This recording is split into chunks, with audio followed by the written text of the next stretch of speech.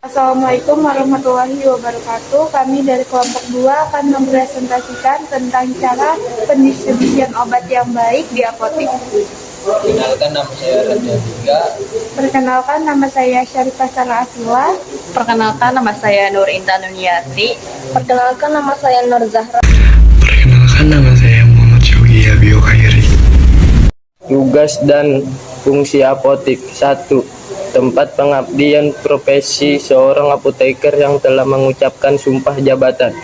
2. Sarana farmasi melakukan peracikan, pengubahan bentuk, pencampuran dan penyerahan obat atau bahan obat.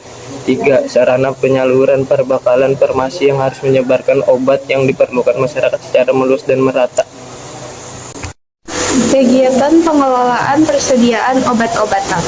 Pengelolaan persediaan obat-obatan habis pakai harus dilaksanakan secara terstruktur serta penggunaan proses yang efektif untuk menjamin kendali mutu dan kendala biaya.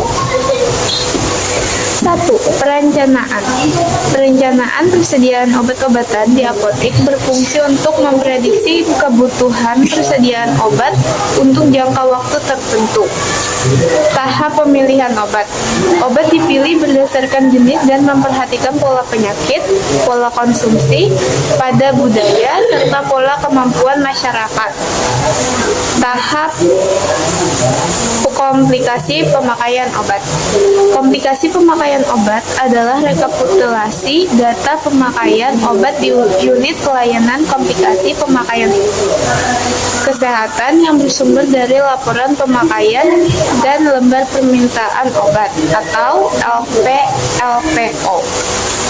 Tahap perhitungan kebutuhan obat. Perhitungan kebutuhan obat dilakukan dengan menggunakan metode konsumsi dengan melakukan analisis tren pemakaian obat 3 tahun sebelumnya atau lebih. Tahap proyeksi kebutuhan.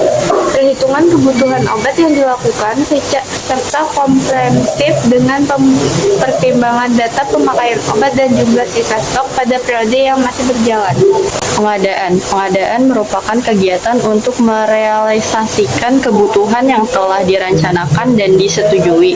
Pengadaan obat-obatan di apotik biasanya dilakukan melalui pembelian, pemesanan yang dilakukan melalui jalur resmi sesuai dengan peraturan perundang-undangan medis. 3. Penerimaan. Penerimaan merupakan kegiatan untuk memastikan kesesuaian kedatangan barang dengan surat pesanan di antaranya kesesuaian jenis obat maupun jumlah yang dipesan. Penerimaan merupakan kegiatan untuk menjamin kesesuaian jenis, spesifikasi jumlah, mutu, waktu, penyerahan dan harga yang tertera dalam surat pesanan dalam kondisi fisik yang diterima. 4. Penyimpanan. Tata cara dan pengolahan penyimpanan obat secara tepat penting untuk dilakukan karena obat merupakan salah satu faktor terpenting dalam pelayanan kesehatan. Penyimpanan obat-obatan harus memperhatikan beberapa hal berikut seperti obat disimpan dalam wadah asli dari pabrik. Jika obat dipindahkan ke wadah lain, harus dicegah agar tidak berkontaminasi dan ditulis informasi yang jelas. Wadah obat juga harus memuat nomor batch dan tanggal kadaluarsa. Semua obat-obatan harus disimpan pada kondisi yang sesuai sehingga terjamin keamanan dan stabilitasnya. Sistem penyimpanan dapat dilakukan dengan memperhatikan kelas terapi obat, bentuk sediaan, liquid, semi-solid, dan solid. Stabilitas obat dipengaruhi oleh suhu, cahaya, dan kelembapan, serta disusun berdasarkan abjad. Sistem pengeluaran obat memakai sistem FEFO, First Expire, First Out, dan FIFO, First In, First Out. 5. Pemusnahan. Obat yang kadaluarsa atau rusak harus dimusnahkan sesuai dengan jenis dan bentuk sediaan. Pemusnahan juga dapat dilakukan terhadap resep obat yang telah disimpan melebihi jangka waktu 5 tahun. 6. Pengendalian. Pengendalian stok obat-obatan dilakukan menggunakan kartu stok yang memuat nama obat, tanggal kadaluarsa, jumlah pemasukan, jumlah pengeluaran, dan sisa persediaan. 7. Pencatatan dan pelaporan. pencatatan dilakukan untuk mengetahui data yang dimasuk dan keluar dalam periode waktu tertentu. Sedangkan pelaporan adalah kumpulan catatan dan pendataan kegiatan administrasi yang disajikan kepada pihak yang berkepentingan.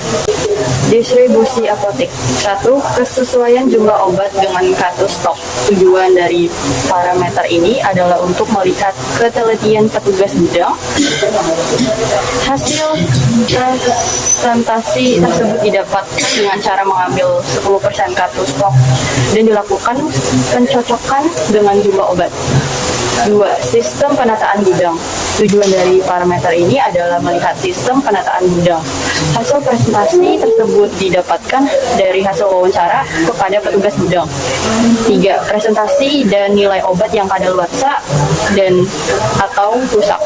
Tujuan dari parameter ini adalah untuk melihat presentasi obat kadaluarsa atau rusak.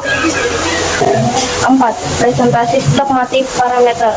Ini bertujuan untuk melihat obat yang tidak mengalami pergerakan selama 3 bulan. Hasil presentasi didapatkan dari laporan daftar item dan daftar item tidak bergerak selama 3 tahun. 5. Tingkat ketersediaan obat. Tujuan dari parameter ini adalah untuk mengetahui ketersediaan obat. Hasil yang diperoleh dari kartu stok obat menunjukkan hasil yang tingkat ketersediaan obat di apotek. 6. Penelitian serupa terkait tingkat ketersediaan obat yang dilakukan di instalasi farmasi. Adalah jalur distribusi obat di Indonesia. Sekian, wassalamualaikum warahmatullahi wabarakatuh.